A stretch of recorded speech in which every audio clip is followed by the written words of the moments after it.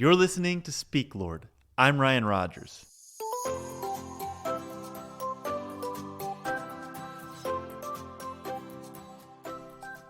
Every once in a while, we pause long enough to remember that there's something missing in our lives. Our skills are incomplete. Our knowledge is incomplete.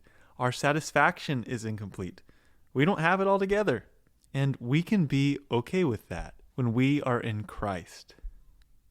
Over the weekend, I went to a camp with several others, and a pastor there shared a devotional with the group.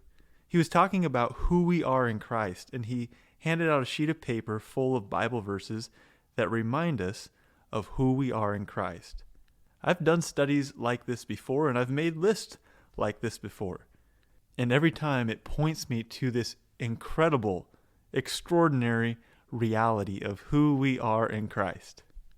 In Christ, we are forgiven and loved and new creations and filled with the Spirit and made alive and children of God and holy, and the list can go on. And on that list he handed out was Colossians 2:10 that tells us that in Christ we are complete.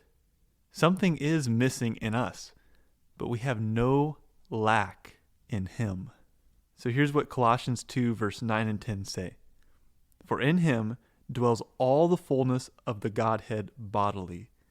And you are complete in him, who is the head of all principality and power. So Jesus lacks nothing. He's fully God, fully man. He's head of all principality and power, and we are called to live in him.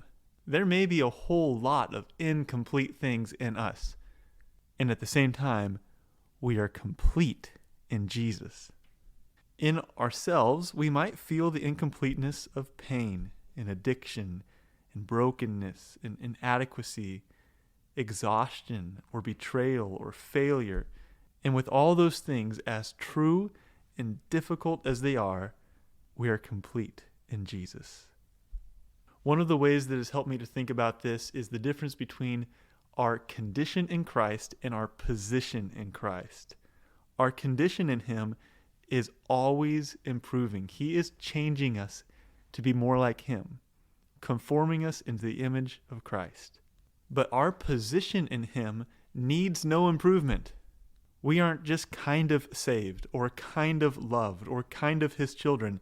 He's always growing us to improve our condition in him, but our position is complete.